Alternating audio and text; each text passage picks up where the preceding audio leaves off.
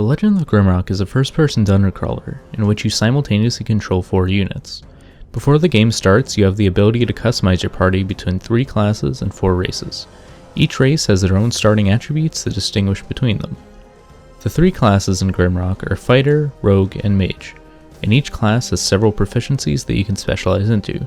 For example, the Fighter can specialize into either axes, swords, maces, or unarmed combat. Each weapon type has their own advantages. Maces deal massive amounts of damage and later ignore armor, but are typically inaccurate and slow weapons. Swords, on the other hand, allow you to attack more frequently, but deal less damage per swing. Apart from managing how your characters are built, you must maintain their hunger and inventory. Each character will grow hungry as you progress through the game. Thankfully, food is easy to come by and can be found simply lying around or as a drop after slaying certain monsters. Also, if one of your characters is carrying too many items, they will become over-encumbered and will not be able to move as quickly. This makes it harder to dodge enemies and it will just be a nuisance overall. The Legend of Grimrock has one of the more unique magic systems that you will find in video games. Instead of simply selecting what spell you would like to cast from a list, you are given 9 runes, and with these runes you must select specific ones associated with the spell that you would like to cast. Most spells in the game use 1 to 3 runes. This casting system is unique, but can feel clunky at times, especially when you're starting out. Throughout the game, many puzzles must be completed to progress the labyrinth. These puzzles start off being very simple and get progressively harder as the game goes on. Towards the end, some of them may leave you stuck for quite a bit. One that comes to mind involves placing 4 specific items onto platforms.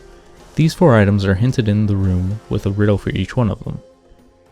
The combat mostly involves moving around your enemies as you swipe and cast magics at them. There are a wide array of enemies, with new creatures being introduced with nearly every floor of the dungeon. Also, as you progress, there are new tile sets which helps keep things a little fresh. There are many secrets to be found in the dungeons of Grimrock, which makes the game a lot more interesting.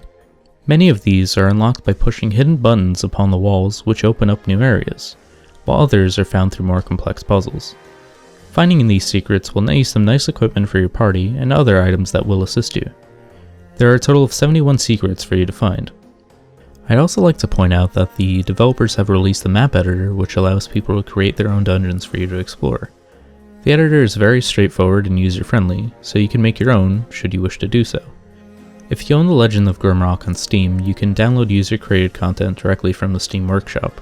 The Legend of Grimrock is a very fun game that I think anyone can enjoy. If you're ever in the mood for some great dungeon crawling, look no further than Grimrock.